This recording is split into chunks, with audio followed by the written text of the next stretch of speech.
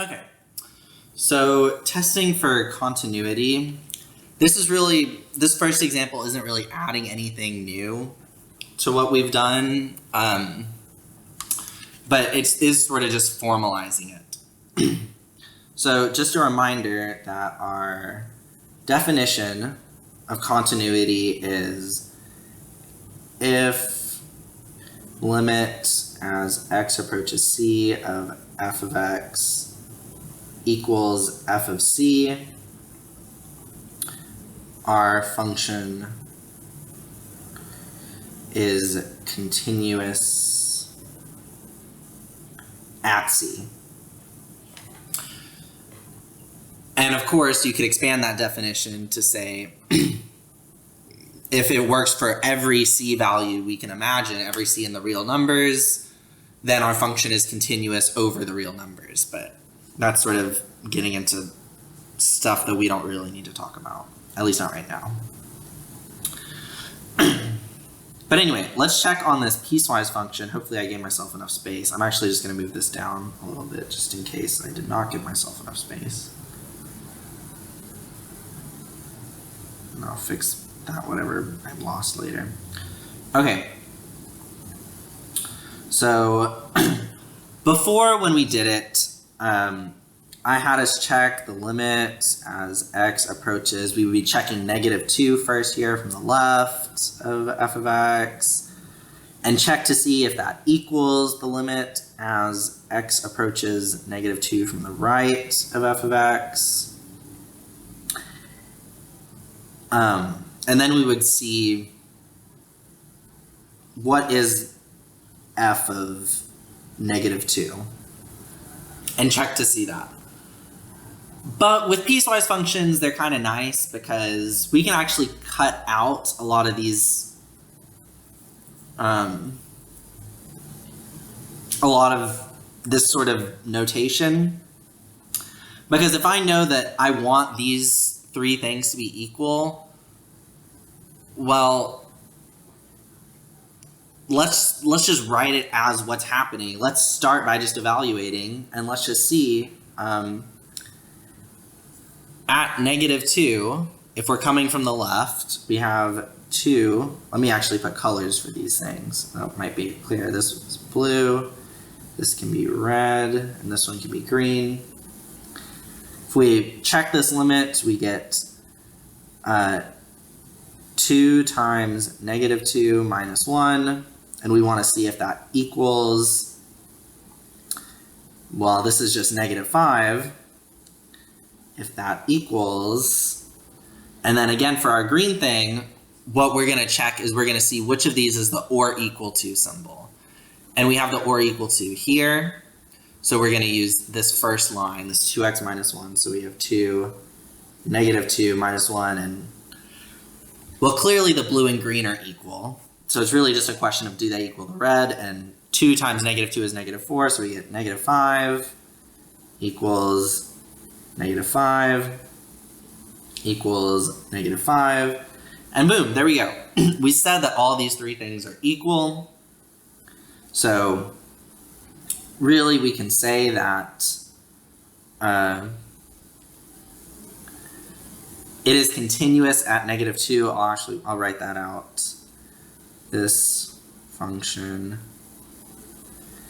is continuous at x equals -2 because the I'll actually write it like this, because limit as x approaches -2 of f of x equals f of c. And that proves it with our formal definition. And notice that I wrote here, I just wrote the limit. Well, that's because if we look at our blue and our right, well, we can look at this part here and we can say, well, these exist and agree, so our two-sided limit exists, and our two-sided limit is -5. So that's just how I'm going to write it. Because we did our one-sided limits to show that our two-sided limit exists and agrees with f of c. Okay, Now the second one we're going to check is 0, which again, I might have to move my thing down a little bit more. Let me see if I can write smaller. Limit as x approaches 0 from the left of f of x. We want to check if that equals the limit as x approaches 0 from the right of f of x. So that approaches f of 0. Or that equals f of 0. We want to see if those three are the same. I'm just going to write smaller. We'll go back to blue, red, and green. And for our blue, now I'm looking here, and I have -5 equals, and now we're looking at the right. So if I'm substituting 0 in, we get, well,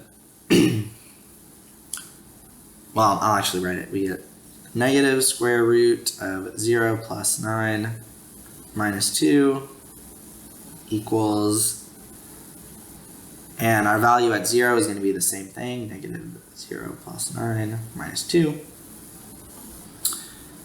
And if we follow through on that, we get -5 equals -5 equals -5. So again, this function is continuous.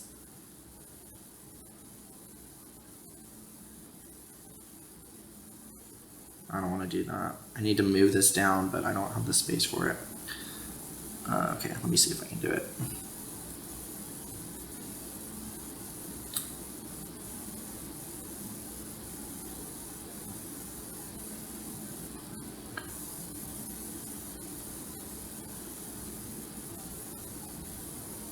I took some other things that I didn't mean to take. I don't know where they came from. Oh, this little, that was one of them. Okay, anyway, so this function is continuous. I should have done one that had a discontinuity, but continuous at x equals 0, because the limit as x approaches 0 of f of x equals f of 0. Oh, I realized up here I wrote f of c. I should have written, for this one up here, it should have been f of -2. Okay, so that's nothing super new there. But this part here is going to be kind of new. And this is a sort of fun problem. I think it's a fun problem because it actually makes us think a little bit. We're going to set up the same sort of idea.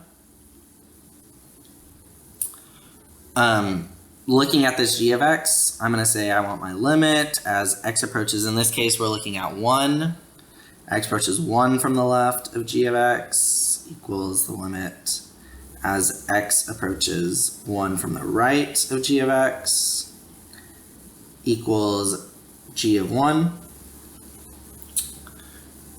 I haven't even read the question yet, which is not a good habit. I should have read the question first, but okay, going back to it. Determine what value of a makes the function continuous, and our piecewise function here actually has another variable in it. And I'm just going to try to do this normally, the way we've been doing it, and then we'll see what happens, and we'll figure out what to do with that a. So, now if I look at my left-hand limit, we'll continue our color coding, blue, red, green, although really the green could be the same as the blue in this case. But we're going to substitute, we're going to do 3 times 1 plus 2 equals ax minus 5 equals 3 times 1 plus 2. Which at this point, I'm just going to ignore this green part here because hopefully it's obvious that the green part will be equal to the blue part.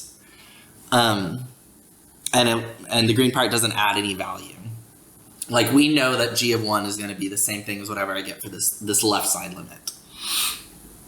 Okay, but now if we just look at our blue and our red, we can sort of see that we're going to get 5 equals ax minus 5. And we want to know what makes this continuous. So we want to know, oh, I'm sorry, I made a mistake. This x should not be here anymore. This x should be a 1. We're substituting in 1, and then let me rewrite this as we would just get a minus 5.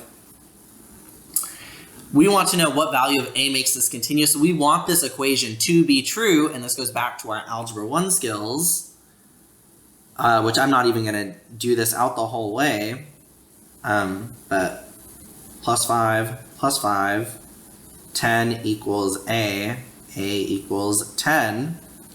So when a equals 10, the function is continuous at x equals 1. Oh, y'all can't see that, but there you go. That's a formal sentence saying what's happening. Eventually, I'd like to get us into intervals of continuity, but I might just wait until we get to derivatives for that. But so this second example is the new part. The first part is the same as what we've done. Anyway, there's our test for continuity.